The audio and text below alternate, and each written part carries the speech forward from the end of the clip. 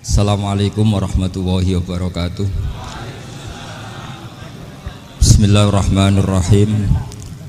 Tabarakalladzi nazzalal furqana ala 'abdihi liyakuna lil 'alamin nadhira.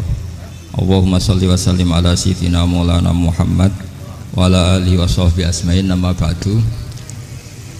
Semua pengurus PBNU yang saya hormati, semua habaib, semua ulama yang saya hormati, wabil khusus Kiai Haji Abdul Manan, Ketua Lembaga Dakwah PBNU, yang meskipun mondoknya hanya 3 bulan ini sebetulnya problem, sehingga saya kesini ini sebetulnya tidak pernah merasa ibadah.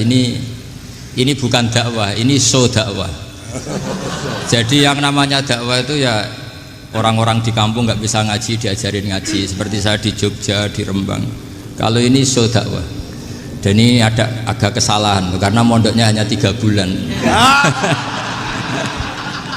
Jadi tidak bisa bedakan mana dakwah, mana show dakwah. Ini jelas show itu. Mungkin yang benar-benar dakwah yang sekarang sedang bikin masjid di pedalaman Kalimantan, pedalaman Sulawesi, atau saudara-saudara kita yang di Korea. Saya kemarin di Korea itu dakwah betul. Kalau ini agak-agak tontonan. Ya tapi masih bagus lah, melihat wajahnya habib ulama itu ibadah. Tapi begini ya, yang jelas saya berharap sekali, saya diundang sekali ini saja, jangan diulang. Karena mencintai ulama itu baik, tapi ngatur ulama itu dosa. Ini jadi ini harus dicatat.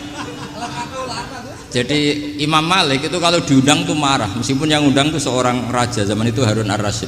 Beliau minta supaya Imam Malik baca Muwatta di istana untuk anak-anaknya, padahal seorang presiden mau ngajari anak-anaknya. Imam Malik marah, masyhur gitu. Al ilmu yu'ta la ya'ti. Ilmu disowani, ora kok ilmu yang sowan. Di mana-mana timba itu ke sumur apa sumur yang ketimba? Timba ke sumur. Ini agak kecelakaan. Pakai air pam. Air pam katanya. Sudah banyak air. Sehingga saya kata orang banyak itu di SK-kan PBNU, tapi itu tidak pernah saya pikir. Karena saya melakukan kebaikan itu sebelum dapat SK. Saya ngajar sebelum dapat SK, saya dakwah di mana-mana sebelum dapat apa? SK. SK saya langsung minallahi ta'ala, dari Allah ta'ala.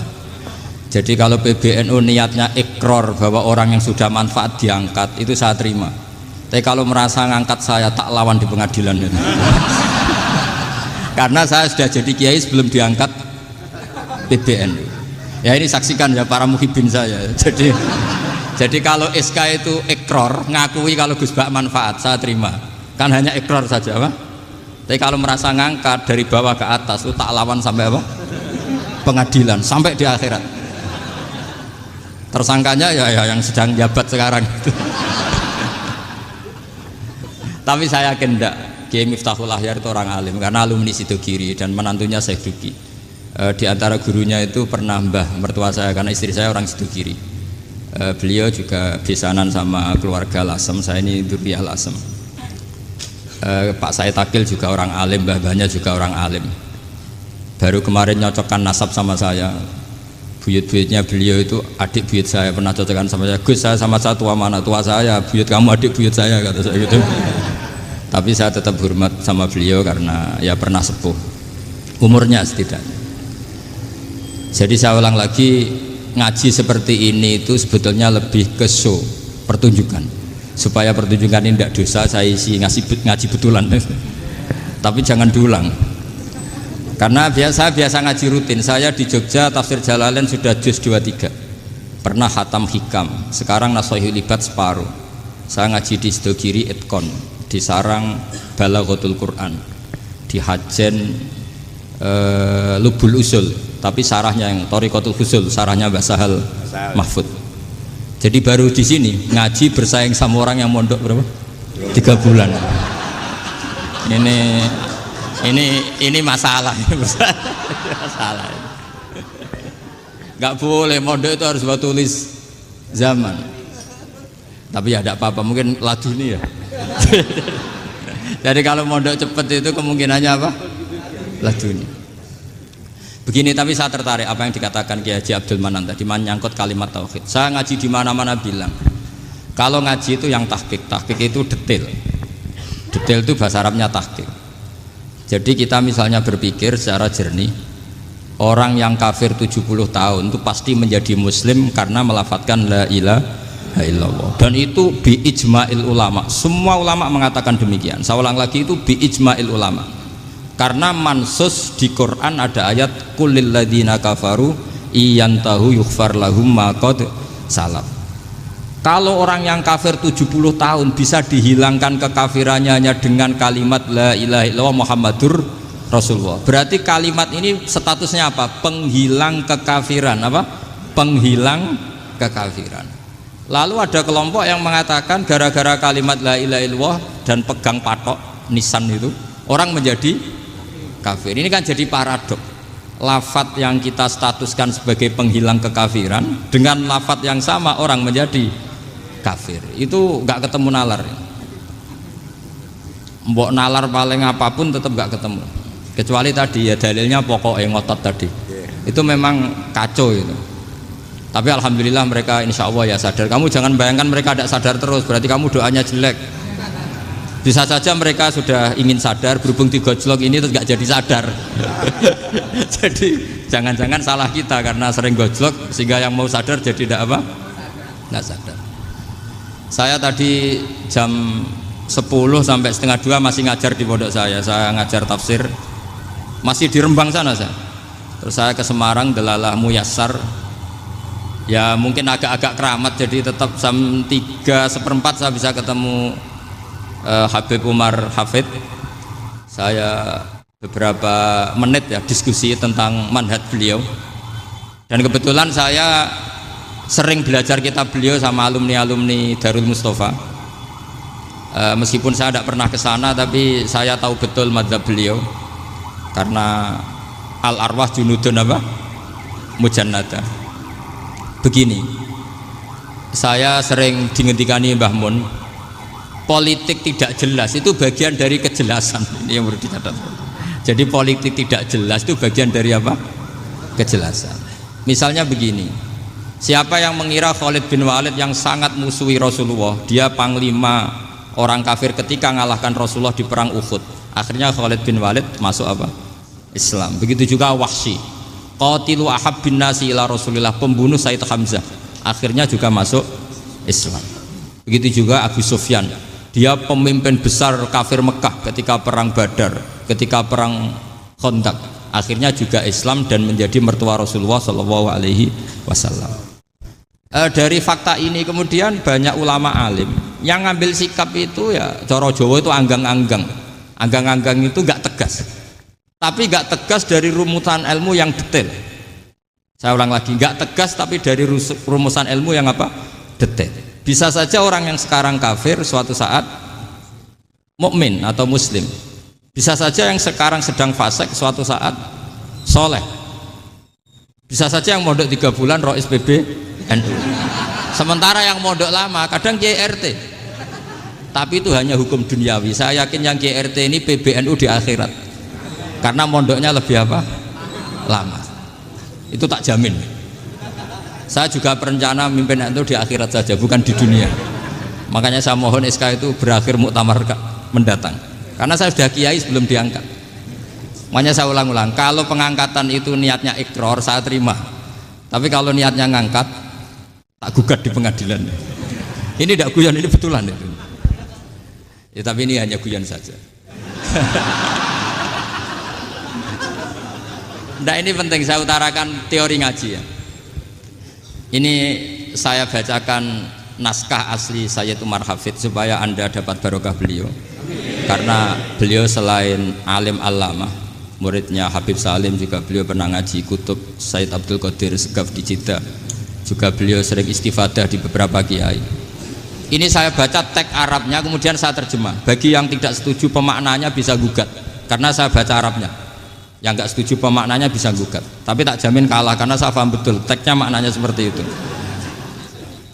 Logikanya tadi ya, ketika Rasulullah ngambil sikap tegas kepada Qatilu Hamzah yaitu Wahsy, dan ketika Rasulullah ngambil sikap tegas pada orang-orang yang mengalahkan beliau di perang Uhud, kaifa yuflihu qaumun fa'alu bi anbiya'ihim hakadha, bagaimana mereka jadi orang benar atau orang yang dapat kebahagiaan kalau mereka perlakuannya seperti Nabi seperti ini, yaitu Nabi sujja wajhuh masyhur wa kusirat ruba, yaitu Nabi itu wajahnya terluka, gigi serinya tanggal. Orang-orang seperti ini tuh nggak akan bejo kalau orang Jawa, nggak akan falah. Tapi apa yang terjadi? Allah menurunkan ayat laisa laka minal amri syai'un aw yatuba 'alaihim aw yu'adzibahum. Muhammad itu bukan wilayah kamu ngecap orang, menstigmasi orang itu tidak wilayah kamu. Saya bisa saja mengampuni mereka atau menyiksa saya itu atau menyiksa mereka itu wilayah saya, kata Allah. Saya bisa saja mengampuni mereka atau menyiksa mereka itu wilayah saya. Sehingga akhirnya apa? Rasulullah tidak ngambil sikap yang mungkin orang lain mengatakan itu tidak tegas, tapi itu kearifan. Betul, akhirnya Wahsy malah masuk Islam. Khalid bin Walid panglimanya juga masuk Islam. Dan beberapa orang kafir juga masuk Islam, termasuk mimbenihim, ketuanya yaitu Abu Sufyan. Ini penting saya utarakan. Makanya ini saya baca pembenaran dari konstruksi pikiran tadi. Nah ini supaya khas. Ini khasnya orang mondok 10 tahun ini. Jadi ini tak baca ini. Nah, biar jelas ini nanti tagnya persis ya, tidak saya rubah. Ini di kitabnya Habib Umar Hafid, namanya itu Taujihun Nabi Limardoti Bari. Kalau diterjemah ya mengarahkan orang yang sadar. Nabi itu orang yang sadar ya, sampai ini termasuk orang yang sadar. Limardoti Robbi, menuju mendapat ridho Tuhan atau Allah Subhanahu wa Ta'ala. Saya baca tagnya ini di halaman 179. Ini tidak ada yang saya rubah, tidak saya kurangi. Bismillahirrahmanirrahim. Fala buddha an nuwattina qulubana ala annana khodamatu ahli hadal qaul wa yattali Allah min qulubina annana na'taqidu imkaniyata ayyasfa'a fi ahadina yaumal qiyamati man huwal ana kafirun yuslimu faya'lu sya'nu indal haqqi fayakunu sababan li kholasika fil qiyamah yumkinu dzalik. Jadi kita para dai, para kiai itu adalah khodamatu hadal kaun. Kita ini adalah pelayan alam raya ini yang selalu berharap alam ini akan lebih baik. Orang yang sekarang sedang kafir bisa saja nanti yang nyafaati kamu di akhirat, yaitu mereka masuk Islam lalu Islamnya lebih serius, akhirnya punya hak syafaat. Sementara kamu Islam mulai kecil tapi biasa-biasa saja seperti ini, mulai dulu ngaji terus sama Ki Abdul Manan, nggak pernah yang ngisi ngaji. Itu artinya nggak ada perkembangan. Makanya saya nggak ingin ngaji lagi, karena saya ingin perkembangan Anda nanti tukang mengisi, bukan yang diisi. Kalau saya nanti ngaji lagi di sini, artinya Anda kalau tetap mendengarkan itu tidak ada perkembangan.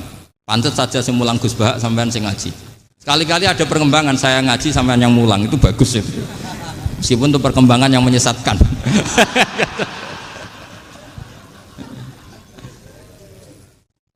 Ini penting saya utarakan. Ini dawuhnya Said Umar ya. Orang yang sekarang sedang kafir bisa saja orang ini nanti nyafaati kamu, yaitu beliau orang ini Islam, kemudian Islamnya serius, maka punya hak syafaat. Sementara kamu Islamnya biasa-biasa saja. Itu masyhur kayak Sayyidina Umar. Sayyidina Umar Islam di hari itu langsung makomnya makom yang a'la, sehingga mengalahkan yang sudah Islam lebih lama. Karena Islamnya Umar itu menjadi izzatul Islam betul. Makanya jangan benci orang tegas teman-teman, kadang ya ada baiknya. Abu Bakar itu sudah Islam tapi layinal janib, orangnya santun. Kalau dipisoi orang yang menengahi lah, kira-kira seperti itu. Begitu juga Bilal, Ammar, Suhaib. Singkat cerita, Rasulullah itu sering dibully ya, sering disiksa orang-orang kafir. Rasulullah berharap, wah kalau yang Islam gini terus repot. Melihat Umar ini petarung di pasar Uka, dia dapat uang itu kalau tarung, menangan. Kata Rasulullah, kalau ini yang Islam ya bagus. Beliau berdoa, Allahumma aizal Islam bi Umar. Itu kira-kira 2 hari dari doa beliau, Umar masuk Islam. Itu pertama masuk Islam itu orang-orang kafir diparani. Kalau kamu ganggu Rasulullah Muhammad tak bunuh. Semenjak itu orang kafir yang gentenan sembunyi. Sehingga kata para mereka yang Islam, Islam selalu jaya mut aslama Umar, ketika Umar masuk Islam. Itu dalam satu hari Islam itu Rasulullah sudah ngendikan Umar yang Islam sehari ini imannya kalau ditimbang separuh ahli dunia masih unggul sama Islamnya Umar. Nah bisa saja seperti itu. Jadi saya minta sama teman-teman yang mencintai ilmu, tidak tegas itu bagian dari ketegasan dalam ilmiah, karena kita ini tidak mengendalikan dunia, tidak mengendalikan hidayat, hanya Allah piyambak yang ngasih apa?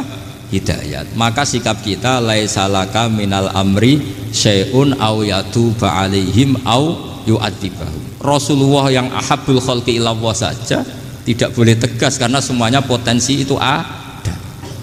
Cuma kita tegas dalam kebenaran saja, tapi nggak perlu tegas dalam mengawal kebenaran. Kenapa demikian? Karena Islam ini agama yang akan dijaga Allah ila yaumil. Yang jaga Islam bukan PBNU, bukan PP Muhammadiyah, bukan kiai. Yang menjaga Islam namun Allah Subhanahu wa ta'ala. Makanya Sayyidina Umar itu kalau disuruh mikir Islam itu gak mau betul. Masyhur itu dalam tarikh-tarikh. Umar mimpin itu sukses, banyak futuhat. Singkat cerita akhirnya orang itu kelangenan, wah kalau Umar meninggal kayak apa. Sehingga Abdullah bin Umar setiap jalan-jalan itu dibully, kalau sekarang dibully. Ya Abdullah bin Umar, bapak kamu itu gimana? Sudah sepuh mau meninggal kok tidak suksesi. Kalau saja ada orang penggembala kemudian meninggalkan kambingnya di hutan, kamu anggap orang yang mudoyik enggak, menyia-nyiakan kambing itu enggak? Ya iya, kata Abdul bin Umar. Apalagi amru hadil umat ini mau ditinggal gelanggang, nanti suatu saat Umar meninggal. Mbok ya suksesi supaya jelas. Logika itu diaturkan ke Umar radhiyallahu anhu, ke Sayyidina Umar. Pertama Umar agak tertarik dengan logika itu. Lama-lama beliau marah. Tidak jadi. Saya tetap tidak akan istikhlaf, tidak akan suksesi, dan saya tidak akan mikir Islam, katanya. Islam akan diurus oleh Allah Subhanahu. Terus beliau ngendikan, Islam ini jalan ketika ditinggal Abu Bakar, bahkan ketika ditinggal ahabbul khalqi ilallah akramul khalqi indallah, yaitu Rasulullah Muhammad sallallahu alaihi wasallam. Coba Islam dulu dipimpin Abdul Qadir ketua wali, dipimpin Wali Songo, dipimpin orang top. Sekarang dipimpin mondok 3 bulan jalan. Karena Islam yang ngatur Allah Subhanahu wa ta'ala. Jadi ini penting. Loh coba ustadz tuh banyak yang nggak bisa ngaji loh. Tapi ya laku ya nggak masalah. Loh saya kemarin di Korea seminggu. Itu TKI jadi khotib, ada yang jadi mufti, ada yang jadi suriah. Itu ada yang di sana jadi suriah, pulang ke kampung angon kambing lagi. Loh itu teman saya kenal. Iya suriah Korea tapi. Artinya gini, bahkan masjid semua yang di Korea itu didirikan oleh TKI dan TKW. Mereka digerakkan Allah untuk mikir agama, karena agama ini milik Allah. TKI saja mikir. Makanya ini penting, yo dakwah tapi tauhidnya sing kenceng, jangan dakwah kenceng tauhidnya kendor. Itu bahaya betul. Saya ulang lagi ya, ini dawuh Habib Umar. Jadi kata beliau, fala budda an wattina kulubana, kita harus yakin seyakin-yakinnya bahwa semua kemungkinan itu mungkin. Makanya masyhur dalam tarikh ketika kafir Quraisy mau disiksa oleh para malaikat karena mereka sering menyakiti Nabi, kata Nabi gimana? Jangan. Saya berharap kalau bapaknya tidak mukmin, suatu saat anaknya mukmin. Masyhur dalam tarikh. Musuh Nabi besar siapa? Walid bin Mughirah. Punya anak Khalid bin Walid. Abu Lahab punya anak Darrah, itu mukminah yang baik. Abu Jahal punya anak Ikrimah, itu mukmin yang baik. Di Indonesia lebih hebat lagi. Bapaknya ra iso maca Quran, anaknya hafid. Bapaknya utun ra tamat SD, anaknya jadi dekan. Di Indonesia banyak orang nggak siapa-siapa, anaknya jadi presiden, anaknya jadi menteri. Artinya jangan karena bapaknya kafir kamu nganggep anak turunnya pasti selalu kafir. Teori itu sudah salah zaman Rasulullah. Yaitu Walid akhirnya punya anak Khalid, Abu Lahab punya anak Darrah. Terus siapa? Abu Jahal punya anak siapa? Ini penting saya utarakan karena dakwah kalau terlalu semangat, nanti kalau menghilangkan tauhid bahaya. Tetap innal huda. Uni Soviet kayak apa? Mengkooptasi negara-negara sekelilingnya sampai jadi Zuni. Tapi apa yang terjadi? Uni Soviet yang runtuh, persemakmurannya semua rata-rata jadi negara apa? Islam, kayak Uzbek, kayak Ceknya, kayak apa-apa. Karena agama ini diurus Allah. Sehingga kalau tapi kamu ngitmai agama nggak apa-apa. Makanya istilahnya Habib Umar khodamah itu pelayan, nggak apa-apa. Kita ngitmai agama itu nggak apa-apa. Dengan ngitmai terus mikir nggak apa-apa. Tapi jangan mikir yang merasa kalau kita mati, wah nanti agama ini kukut karena saya mati. Kamu itu siapa? Agama Islam ini tidak pernah dipasrahkan kamu. Diurus oleh Allah Subhanahu wa taala sendiri. Sehingga ketika Wali Songo meninggal, agama ini tambah kuat sampai sekarang. Kecil saya itu kalau pengajian susahnya bukan main, harus izin sana sini. Sekarang setiap pengajian polseknya datang, polresnya datang, nggak ada intel, nggak ada apa. Padahal kiai dulu sama kiai sekarang itu kira-kira alim mana? Alim kiai dulu. Mbah Hasyim Asy'ari itu ngarang kitab sampai dibaca di Yaman. Saya sering baca juga kitab beliau, Risalatu Ahli Sunnah wal Jamaah. Kiai sekarang mau terjemah aja kadang salah memahami. Tapi ya Islam tetap jalan karena Islam ini dikawal, dijaga oleh Allah Subhanahu wa taala. Maka kalau dalam cerita tarikh sirahnya Ibnu Ishaq itu, tauhid itu penting. Beliau cerita begini. Sayyid Abdullah itu namanya Abdullah bin Abdul Muthalib. Kita tahu kenangannya Rasulullah terbanyak itu bukan dengan Sayyid Abdullah tapi dengan Sayyid Abdul Muthalib, dengan mbahnya. Karena Nabi itu mulai kecil dirawat oleh siapa? Mbahnya. Yaitu yang disebut Nabi ketika 2 bulan kan abahnya sudah meninggal. Ya saya baca ya, pakai bahasa Arab biar jadi bid'ah. Nanti kalau bahasa Indonesia ada bid'ah. Tidak betul. Diba atau berjanji sebenarnya itu kitab sejarah, berhubung dibaca bahasa Arab terus kayak mantra. Terus yang belakang mau nyenggai soleh aleh, sehingga kubu sebelah bilang tuh khurafat dan bid'ah. Coba diterjemah ini, coba nanti saya baca bahasa Arab. Walamma tamma min hamli syahroni ala masyuril aqwalil marwiyatu fiya bil madinati abuhu abdullah wa kana qad istaza bi akhwalihi bani adi minat taifatin najariyah wa makatha syahron saqiman yu'anu nasukmahu wasyaqwa. Terus di pojok sana bilang sholli alaihi. Pasti kubu sebelah yang liwat, wah itu khurafat bid'ah karena dianggap mantra. Padahal artinya coba sampean baca bahasa Indonesia. Ketika hamil Rasulullah umur 2 bulan, abahnya meninggal di kota Abwa. Kota Abwa adalah kota keluarga besar ibunya Sayyid Abdullah. Kebetulan pas ke sana beliau sakit sampai 1 bulan dirawat. Bid'ahnya di mana kalau diterjemah? Wong itu kitab tarikh. Makanya saya nggak tahu yang membidah-bidahkan tiba itu karena tadi. Tapi sampean juga ikut salah karena nyenggai sholawat tantok itu. Jadi makanya saya bilang tadi kalau bahasa Arab bid'ah, kalau sudah terjemah tidak bid'ah karena kelihatan kalau itu hanya kitab tarikh. Loh, coba bid'ahnya di mana? Wa ba'du fa'aqulu wa Muhammad bin Abdullah bin Abdul Muthalib bin Hasyim.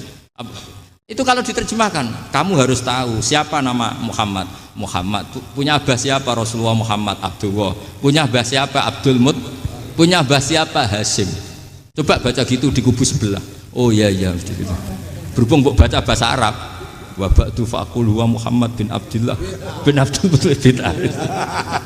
Jadi itu hanya salah baca saja.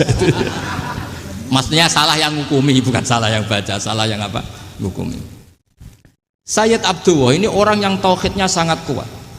Sayyid Abdul Muthalib lebih kuat lagi. Saya cerita sedikit betapa pentingnya tauhid. Ketika pasukan Abraha bawa pasukan gajah mau menyerang apa? Ka'bah. Itu sebelum menyerang itu semua aset-aset milik orang kafir Quraisy, milik orang Quraisy lah. Itu ditawan, diambil. Termasuk milik Sayyid Abdul Muthalib, milik Abdul Muthalib.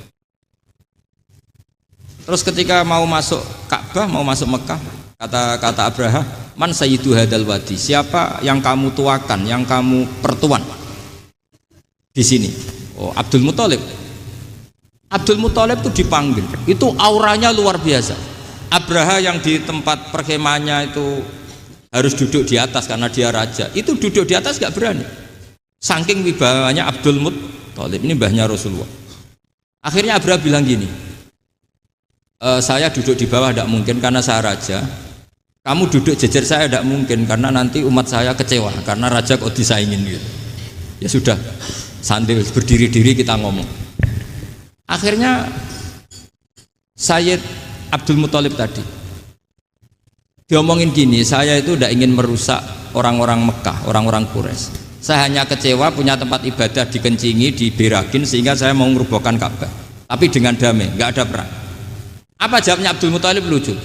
Nggak apa-apa, Ka'bah kamu robohkan silakan, nggak apa-apa. Yang penting unta saya yang kamu sita kembalikan. Harta saya yang 100 unta kamu sita kamu kembalikan. Itu Abraha kagetnya bukan main. Kaget karena kamu itu pemimpin apa? Tadi saya hormat kamu karena kamu tak anggap orang hebat. Hadhil Ka'bah dinu abaika, ini Ka'bah itu agama kamu.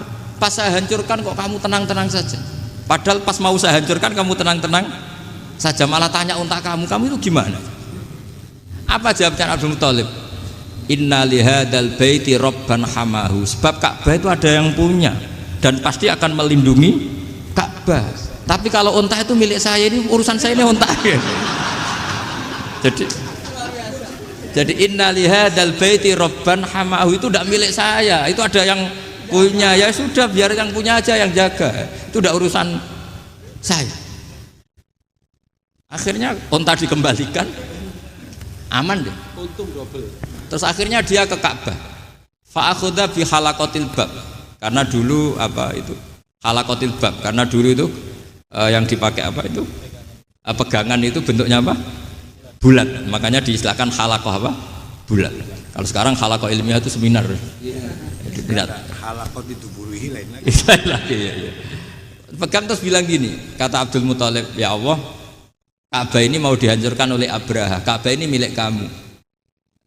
Saya mau ke gunung, mau melihat apa yang kau lakukan terhadap orang yang mau merusak Ka'bah. Terus Abdul Muthalib bilang ke umatnya, wa ya qaumi, ayo kita ke gunung melihat ma fa'ala rabbuna, apa yang akan dilakukan Tuhan kita terhadap orang yang mau menghancurkan Ka'bah. Jadi santai saja, santai. Terus Abdul Muthalib naik gunung sama orang-orang Quraisy. Abraha datang mau merusak Ka'bah, terus terjadi alam taro kaifa fa'ala rabbuka bi ashabil fil. Itu melihat, dan betul Ka'bah dijaga Allah. Islam juga gitu. Ketika Islam dikooptasi Uni Soviet, semua ulama, semua wali perasaannya hanya nunggu kehancuran Uni Soviet, karena pasti agama ini dijaga Allah. Saya setiap sholat, setiap munajat, ketika baca Rabbana lakal hamdu bil samawati wa mil'ul ardi. Dulu saya iskal itu janggal. Ya Allah, engkau zat yang layak dipuji, yang pujian itu memenuhi langit dan bumi. Pikiran saya kalau bumi ateis itu mujinya kayak apa? Tapi Masya Allah, ketika saya datang di Korea, bumi ateis, ternyata di sana banyak masjid, banyak tasbih, bahkan ada sakduna di sana. Karena Allah sudah ngendikan lakal hamdu mil'us samawati wa mil'ul ardi. Dan sekarang nyata, semua bumi ateis, bumi apa saja, ada tasbihnya, ada tahmidnya. Makanya sadaqallahul adzim ketika ngendikan sanurihim ayatina fil afaq walladzi arsala rasulahu bil huda dinil haqqi liyuzhirahu 'alad dini kulli. Makanya saya mohon sekali bahwa agama ini harus kamu khidmah. Tapi enggak boleh kamu pikir. Atau dibaliklah, khidmah maka memikir. Tapi tidak usah GR bahwa agama ini diserahkan sampean. Saya juga enggak ridho. Agama kok diurus orang-orang kayak gini, kayak apa nasibnya? Jadi ini penting, karena rata-rata kiai alim itu tidak jelas. Terus oleh orang-orang yang nggak pernah ngaji itu, wah ini nggak jelas, nggak tegas. Islam itu harus tegas. Maksudnya tegas itu kayak apa? Tegas itu di wilayah kita. Kalau istri kamu mau diperkosa orang itu boleh tegas, itu wilayah kamu. Tapi kalau hidayat itu wilayahnya Allah Subhanahu wa Ta'ala, kita tidak pernah tahu. Bahkan yang sudah Islam saja, nyuwun sewu, itu nggak ada jaminan mati husnul. Kita tahu dalam sejarah Sa'labah itu dapat gelar hamamatul masjid, merpatinya masjid. Tapi kita tahu akhirnya Sa'labah itu apa? Su'ul khotimah. Sampai dalam Islam selalu diajarkan ya muqallibal qulub tsabbit qalbi ala din. Jadi kalau kita sendiri saja masih ingin selalu husnul khotimah, agak ada ruang untuk mudah menvonis orang lain. Makanya saya salut sekali ketika Habib Umar menulis kita semua ini mengkhidmati hadal kaun, dan selalu berharap bisa saja suatu saat orang yang sedang kafir bisa saja suatu saat muslim. Nah soal kalau yang sama yang harbi menyerang kita ya tarung. Kalau artinya kalau yang merangi kita ya kita wajib perang, kalau enggak ya habis kita. Seperti kita lakukan ketika diserang Belanda. Tapi ketika mereka musta'man, dhimmi, mu'ahad, orang-orang kafir yang mau berdamai dengan kita, ya kita damai. Sebagaimana yang dilakukan Rasulullah SAW ketika berdamai dengan kafir Quraisy yang dipimpin Suhail bin Amr. Masyhur itu dalam tarikh. Singkat cerita kan Sayyidina Ali ini pernah konflik sama orang Khawarij.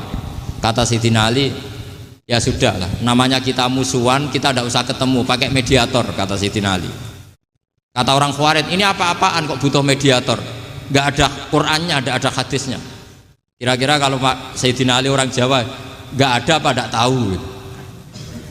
Walhasil Sayyidina Ali akhirnya baca ayat, wa in khiftum shiqaqa bainihima fab'atsu hakaman min ahli wa hakaman min ahliya. Jika suami istri tengah konflik, maka yang keluarga suami kirim mediator, yang keluarga perempuan juga kirim. Terus kata Sayyidina Ali, wa amru ummati Muhammad a'dhamu min amri rajulin wa imra'atin. Kalau suami istri saja ketika konflik butuh mediator, apalagi ini kelompok besar pasti lebih butuh mediator. Akhirnya lalu mediatornya siapa? Kata Sayyidina Ali, ya siapa saja yang penting baik. Ditunjuk seseorang, diprotes sama orang Khawarij, ini orang nggak kredibel. Oh, terus Sayyidina Ali marah-marah. Rasulullah itu pernah berdamai dengan orang, bahkan orang itu kafir, yaitu Sulhul Hudaybiyah. Nabi itu berdamai dengan orang yang bernama Suhail bin Amr ketika itu kafir. Makanya ini menunjukkan bahwa musolahah ma'al kufar itu boleh demi kelangsungan bernegara, berbangsa. Kamu tidak usah meragukan reputasi NU. Ketika dulu kafirnya kafir harbi zaman Belanda, ya Mbah Hasim fatwa apa? Jihad. Jadi jangan kira tidak tegas, kita tegas sekali. Justru kita yang punya masa lalu tegas. Tapi kepada siapa dan dalam konteks apa? Paham ya? Terus ini penting sekali untuk dijernihkan. Ini saya baca berikutnya nanti, tidak supaya tahqiq. Saya syukur sekali, saya tadi sekaligus minta ijazah sama Habib Umar, dan memang saya ngaji ini lama sama teman-teman alumni Yaman, cuma belum pernah ketemu mu'alifnya. Tadi saya ketemu minta ijazah itu, dan beliau senang sekali, bahkan sempat bikin tulisan di kitab saya ini. Sama tidak perlu baca, karena kalau bisa ya biasa, kalau tidak bisa malu ya sudah, tidak usah baca sudah. Terus ini kata beliau, ini masih saya teruskan. Nahnu min hadhil intilaqah naktasibu thabatana wa quwwata yaqinina wa illa fa fil ardi mu'aridun wa muntaqidun wa mukhalifun min akhyarin wa asyrarin sholihin wa fasikin muslimin wa kuffar. Kalau kamu punya satu metode ilmiah, metode dakwah, kamu harus siap, karena pasti ada yang menentang. Yang menentang itu ya mulai orang soleh, tidak soleh, orang macam-macam. Jadi kalau sudah punya manhaj, memang dari awal harus siap apa? Ditentang. Jadi misalnya PBNU punya kebijakan apa, ya sudah siap saja dibully. Itu pasti itu, karena nggak ada manusia semua suka, semua benci. Kata beliau, anta in kunta fi syakkin min hadzal maslak wal manhaj fattabi man syi'ta wasaha angka ghaniyah wa in kunta ala yaqinin annahu al huda wa mirasun nubuwah wa annahu haqiqatu tarjamatil ahdi ma'rab fala tata'atsar min kalami ahadin yakunu mangkana. Jadi intinya kita mengawal Islam secara rahmatan lil alamin itu justru kita berharap menjadi simpatik dan menjadikan mereka menjadi napa Islam. Jangan ketika simpatik dianggap gak tegas. Saya masih ingat betul dawe Mbah Mun, hak sekseni, kata beliau. Saya masih ingat kalimatnya, sekseni. Aku ra tegas itu berdasar ayat laisalaka minal amri syai'un aw yatuba alaihim aw yu'adzibahum. Karena potensi sosial itu bisa rubah. Orang yang sekarang kawan kamu bisa saja suatu saat jadi musuh. Yang sekarang musuh kamu bisa saja suatu saat jadi kawan. Terus kamu ngambil sikap tegas dalam sesuatu yang nggak stabil seperti ini, lalu tegas itu kan nggak pada tempatnya. Makanya yang seperti ini kata Allah pakai asa itu menawa. Asa wahu ayyaj'ala bainakum wa bainal ladzina ataitum minhum mawaddah. Bisa saja orang yang sekarang musuhan dengan kamu suatu saat dijadikan mawaddah. Kamu udah mawaddah itu saling mengasihi. Kamu udah usah tanya, wallahu qadir, kata Allah, karena Allah mampu. Jadi dalam hukum-hukum sosial Allah seringnya bilang apa? asa. Misalnya wa asa antakrahu syai'a wa huwa khairul lakum, wa asa antuhibbu syai'a wa huwa syarrul lakum. Karena masalah sosial ini semuanya asa, yang pernah tahu siapa? Bisa saja sekarang saya Rois Suriah, nanti SK-nya nggak turun lagi, tapi saya tidak apa-apa. Bisa saja nanti santri 10 tahun dipimpin 3 bulan, nggak apa-apa. Bolak-balik nggak apa-apa, saya tidak akan kecewa. Karena masya Allahu kana wa malam yasa lam yakun. Assalamualaikum warahmatullahi wabarakatuh.